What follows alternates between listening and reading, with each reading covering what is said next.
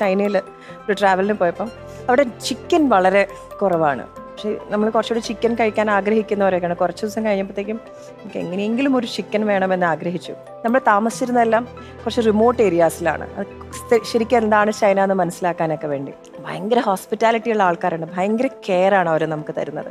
അപ്പം നമ്മൾ അവരോട് പല രീതിയിൽ പറഞ്ഞു നോക്കി നമുക്ക് ചിക്കൻ കഴിക്കണം.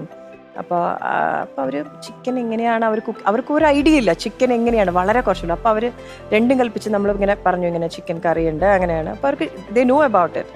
അപ്പോൾ അങ്ങനെ കുറച്ച് നേരം കഴിഞ്ഞു ഞങ്ങളിരുന്നു. അവർ കുറേ ഇലകളിലൊക്കെയാണ് അവരുടെ കുറേ സൂപ്പ് പോലെ അങ്ങനെയൊക്കെ തന്നു. കഴിച്ചു തുടങ്ങുമ്പോഴത്തേക്കും ഇവർ ചിക്കൻ കൊണ്ടുവന്നു. ചിക്കൻ കൊണ്ടുവന്ന് എങ്ങനെയാണെന്ന് വെച്ചാൽ ചിക്കൻ്റെ തൊലിയൊന്നും കളഞ്ഞിട്ടില്ല. ചിക്കൻ ക്ലീൻ ചെയ്തിട്ട് ഒരു 4-5 കഷ്ണങ്ങളാക്കി ബോയിൽ ചെയ്തു. കോഴിയുടെ തല പപ്പും പൂടയൊക്കെ ആയിട്ട് അങ്ങനെ തന്നെ അവരങ്ങനെ വെച്ചിരിക്കുകയാണ്. അങ്ങനെ അത് ബോയിൽ ചെയ്തിട്ടില്ല, അത് ഭംഗിക്ക് ഡെക്കറേറ്റ് ചെയ്തിരിക്കുകയാണ്. അത് കാലുകൾ അങ്ങനെ തന്നെ, ബാക്കിയെല്ലാം ജസ്റ്റ് ബോയിൽ ചെയ്തുകൊണ്ട് നമുക്കിത് എന്താ ചെയ്യേണ്ടതെന്ന് അറിയില്ല.